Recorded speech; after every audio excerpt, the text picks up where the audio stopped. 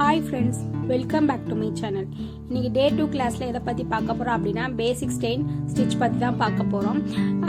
இதுதான் வந்து ரொம்ப மெயின் ஆரி ஒர்க்கில்.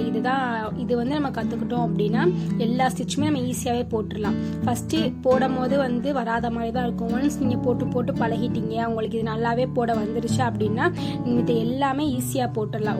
லைட்டாக ஒரு ப்ராக்டிஸ் பண்ணிட்டா எல்லாமே ஈஸியாக போட்டுடலாம். இன்றைக்கி நம்ம அந்த பேசிக்கான ஸ்டெயின் ஸ்டிச் தான் எப்படி பண்ண போகிறோம் போடுறது அப்படின்றத பார்க்க போகிறோம். அதுக்கு ஃபஸ்ட்டு வந்து ஜரி த்ரெட் எடுத்திருக்கோம். நம்ம ஃபஸ்ட்டு வந்து இந்த த்ரெட்டில் வந்து போட்டு ப்ராக்டிஸ் பண்ணுறது தான் வந்து நம்மளுக்கு ஈஸியாக இருக்கும். நமக்கு வந்து இந்த நூல் அந்து போகாமல், அந்த நூலில் வந்து எந்த ஒரு ப்ராப்ளம் இல்லாத மாதிரி நம்மளுக்கு ஈஸியாக போடுறதுக்கு வரும். அதுக்கப்புறம் நீடில் வந்து த்ரெட் நீடில்ங்கிறது வந்து இந்த அயன் நீடில் ஒன்று காமிச்சேன்ல, அதுதான் வந்து நான் நார்மலாக த்ரெட் நீடில். ஆனால் நம்ம ஃபஸ்ட்டு போடுறோம், பிகினர்ஸ் வந்து போட்டு பழகிறோம் இப்போதான் அப்படின்றவங்களுக்கு வந்து அது வந்து நம்மளுக்கு எடுத்தோடனே கம்ஃபர்டபுள் வராது. ஏன்னா அது பிடிக்கிறதுக்கு நமக்கு ஒரு கம்ஃபர்டபுள் இருக்காது எடுத்தோடனே நம்ம போட்டு பழகிறதுக்கு. அதுக்கு நான் கிளிப் பிராண்டோட இந்த நீடில் வந்து நம்ம எடுத்திருக்கோம். இப்போ இதில் தான் நம்ம போட்டு பார்க்க போகிறோம். ஃபஸ்ட்டு வந்து அந்த த்ரெட்டை எப்படி பிடிக்கணும், இந்த 3 ஃபிங்கர்ஸ் யூஸ் பண்ணி எப்படி பிடிக்கணும் அப்படின்றத நான் காட்டியிருப்பேன். அப்படி தான் நம்ம த்ரெட்டை வந்து பிடிச்சி நம்ம கீழே வச்சு நம்ம பண்ண போகிறோம். அப்படி தான் ஃபஸ்ட்டு பிடிச்சிக்கிறணும். அதை ஃபஸ்ட்டு நம்ம எப்போ மேலே நாட் போட்டுட்டு நம்ம அந்த மாதிரி 3 ஃபிங்கர்ஸ் யூஸ் பண்ணி நம்ம பிடிச்சிட்டு கீழே வச்சுக்கிறணும்.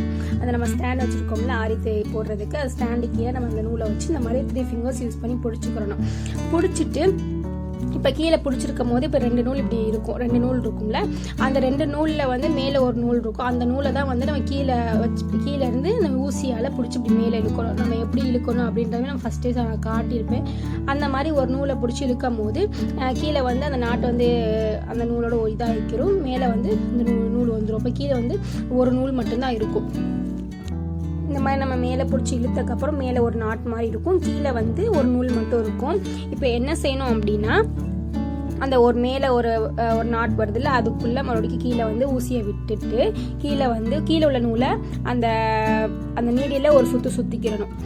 சுற்றிட்டு அப்படியே லைட்டாக ஒரு டேர்ன் பண்ணி மேலே இழுக்கணும். இப்போ நம்ம ஃபஸ்ட்டு கீழே அந்த ஊசியை வந்து இது பண்ணும் போது எப்படி இருக்கும் அப்படின்னா இந்த டியூலிப் பிராண்டுன்னு சொல்லிட்டு இருக்குல்ல, அதுதான் நம்ம கட்டவரில் பார்த்தாப்புல இருக்கணும். கீழே விடும் போது விட்டுட்டு அந்த நூலை வந்து இப்படி ஒரு ரொட்டேட், இப்போ கீழே காட்டியிருக்கேன் பாருங்க, அந்த மாதிரி ஒரு ரொட்டேட், அந்த ஊசியில் ஒரு ரொட்டேட் பண்ணிட்டோம்னா அந்த த்ரெட்டு வந்து அந்த ஊசி அந்த எட்ஜில் வந்து ஒரு இது இருக்கும், ஒரு வளைவு மாதிரி இருக்கும். அதில் வந்து அந்த நம்ம சுற்றும் போது அதில் வந்து ரொட்டேட் ஆகிக்கிறோம். ஆனதுக்கப்புறம் நம்ம ஒரு லைட்டாக ஒரு ரொட்டேட், லெஃப்ட் சைடு ஒரு ரொட்டேட் பண்ணிவிட்டு அப்படியே மேலே பிடிச்சி இழுத்தோம்னா நமக்கு அது மாதிரி மேலே வந்து அடுத்தடுத்து நாட் இதை அப்படியே கண்டினியூவாக நம்ம பண்ண அதுதான் நம்மளுக்கு வந்து அந்த செயின் ஸ்டிச் சொல்லுவோம்.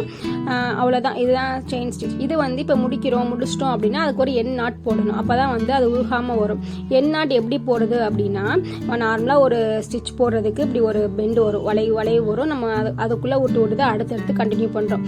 முடிக்கே போகும்போது ஒரு இது போட்டோம், ஒரு ஸ்டெயின் ஸ்டிச் போட்டுட்டு லாஸ்ட்டில் வந்து முடிக்க போகிறோம் அப்படின்னா அங்கனைக்குள்ள ஒரு சின்ன ஸ்டெயின் ஸ்டிச் போட்டு அதை நல்லா நீளமாக இழுத்துட்டு அந்த இழுத்துருக்கோம்ல, லாஸ்ட்டாக போட்டிருக்கோம்ல, அதுக்குள்ளே நீடில் விட்டு அதுக்கு முன்னாடி உள்ள அந்த செயின் இதை வந்து இப்போ பிடிச்சி அதே இழுக்கும் போது கீழே உள்ள நூலை இப்படி இழுத்தோம்னா அது வந்து டைட் ஆகிட்டு நம்மளுக்கு வந்து எண் நாட் விழுந்துடும். இவ்வளோதான் எண் நாட். இப்போ நான் சொல்கிறத வச்சு நான் போடுறதையும் நீங்கள் பார்க்குறீங்க அப்படின்னா உங்களுக்கு நல்லாவே புரியும். இப்போ நான் நார்மலாக இந்த செயின் ஸ்டிச் போடும் போதுமே ஒரு எண் நாட் போட்டிருப்பேன், அதையுமே நல்லா பாருங்கள். நான் தனியாகவுமே எண் நாட் அப்படின்னு சொல்லிட்டு போட்டு காட்டியிருப்பேன், அதையும் பாருங்கள், உங்களுக்கு நல்லாவே புரியும். இதுவுமே ஒன்ஸ் நீங்கள் போட அப்படி தான் வரும். நீங்கள் ஃபஸ்ட்டு நல்லா செயின் ஸ்டிச் போட்டு பழகிட்டு அந்த எண் நாட்டு அதே தான் போடும் போது நம்ம என்ன சொல்ல லாஸ்ட்டாக முடிக்கும் போது அந்த லாஸ்ட்டாக போட்ட அந்த செயின் ஸ்டிச்சுக்கு முன்னாடி உள்ள செயின் ஸ்டிச்சை உள்ளே விட்டு இப்படி இழுக்கணும். அவ்வளோதான், அது போட்டோம்னா எண் நாட் வந்துடும். இப்போ வந்து இதிலே நம்ம ஷேப்ஸ் பார்க்க போகிறோம். ஃபர்ஸ்ட் நான் வந்து ஸ்கொயர் ஷேப் மாதிரி போட்டு அதில் போட்டு காட்டுறேன் பாருங்கள்.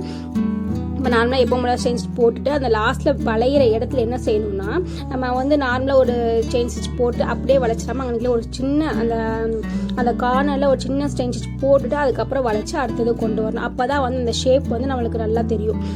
இல்லை நீங்கள் நார்மலாக போட்டுட்டு இருக்கும் போதே நான் அங்கே அந்த கார்னரில் வந்து சின்ன செயின் ஸ்டிச் போடாமல் நீங்கள் அப்படியே வந்து கண்டினியூ பண்ணுறீங்க அந்த கார்னரில் அப்படின்னா அங்கனைக்குள்ள அந்த கரெக்டான அந்த கார்னர் ஷேப் வந்து நமக்கு கிடைக்காது. அதனால் எப்போவுமே ஒரு ஷேப் வருது, அங்கனைக்குள்ள ஒரு வளைவோ ஒரு நல்லா அந்த ஷார்ப்பான எட்ஜ் வருது அப்படின்னா அன்றைக்கி ஒரு சின்ன செஞ்ச் போட்டுட்டு நீங்கள் வந்து அடுத்ததை கண்டினியூ பண்ணுங்கள். அதுக்கப்புறம் அதே மாதிரி நம்ம ஃபுல்லாக போட்டு அன்றைக்கி ஒரு எண் நாட் போட்டாச்சு. நம்ம எது போட்டு அந்த இதை முடிக்கிறோம், அந்த ஸ்டிச்சை முடிக்கிறோம் அப்படின்னா எண் நாட் கண்டிப்பாக போடணும். இல்லைன்னா அது வந்து உருகிட்டு வந்துடும். அதுக்கப்புறம் அதிலே நம்ம ட்ரையாங்கிள் ஒன்று ட்ரை பண்ணியிருக்கோம், அதுவும் அதே மாதிரி தான். இதே மாதிரி நீங்களும் போட்டு பழகிட்டு நான் வந்து இன்னும் கொஞ்சமே ஷேப்ஸ் வந்து லாஸ்ட்டில் அட்டாச் பண்ணியிருக்கேன். நீங்கள் அதெல்லாம் போட்டு பாருங்கள், பார்த்துட்டு எனக்கு சென்ட் பண்ணுங்கள். இதை நம்ம வந்து ஹோம்ஒர்க். இதில் எந்த டவுட்னாலும் என்கிட்ட கேளுங்க, நான் கண்டிப்பாக சொல்லுவேன். இதான் ரொம்ப ரொம்ப பேசிக்காக இந்த ஸ்டெயின் ஸ்டிச் தான் ரொம்பவுமே மெயினானது. இது நல்லா நீங்கள் போட்டு நல்லா ப்ராக்டிஸ் பண்ணிக்கோங்க. நீங்கள் நார்மலாக ஃபஸ்ட்டு ஒரு லைனில் நல்லா பழகிட்டு அதுக்கப்புறம் இந்த ஷேப்ஸ்லாம் நீங்கள் போட பழகிக்கோங்க. அதுக்கப்புறம் ஹோம்ஒர்க்குமே நான் சொன்ன ஷேப்ஸ்லாம் போட்டு ட்ரை பண்ணுங்கள். நீங்களாவுமே ஷேப்ஸ்லாம் வந்து போட்டு பழகிக்கலாம். உங்களுக்கு இது பண்ண மாதிரி நம்ம ஃப்ளார்ஸ் எதுனாலும் நீங்கள் ட்ரா பண்ணிவிட்டு அதில் வந்து போட்டு பழகலாம். நம்ம இந்த ஸ்டிச் யூஸ் பண்ணி தான் பீட்ஸ் லோட் பண்ணுறது எல்லாமே இந்த ஸ்டிச் தான். அதனால் இதுதான் ரொம்பவுமே மெயினானது. இதை வந்து நல்லா போட்டு பழகிக்கோங்க. ஃபஸ்ட்டு போடும் போது கொஞ்சம் கஷ்டமாக இருக்கலாம், நீங்கள் போட்டு பழகினா கண்டிப்பாக வந்துடும். அதுக்கப்புறம் ஹோம்ஒர்க்குமே அன்னன்னைக்கு ஹோம்ஒர்க் நீங்கள் போட்டு அன்னன்னைக்கு சென்ட் பண்ணிட்டீங்க அப்படின்னா அடுத்தடுத்த கிளாஸ் உங்களுக்கு கவனிக்கிறதுக்கு ரொம்பவுமே ஈஸியாகவும் இருக்கும். அடுத்தடுத்து போடுறதுக்கும் நல்லா கரெக்டாக வந்து நம்ம வீடியோஸ் பார்த்துட்டு பிடிச்சிருந்துச்சுன்னா கமெண்ட் பண்ணுங்கள், லைக் பண்ணுங்கள். இன்னும் நம்ம சேனலை வந்து சப்ஸ்கிரைப் பண்ணலைன்னா பண்ணி வச்சுக்கோங்க. இல்லை நம்ம வீடியோஸ் இப்போ தான் புதுசாக பார்க்குறீங்க அப்படின்னா நீங்களுமே சப்ஸ்கிரைப் பண்ணி வச்சுக்கோங்க. நெக்ஸ்ட் வீடியோவில் பார்க்கலாம். தேங்க்ஸ் ஃபார் வாட்சிங்.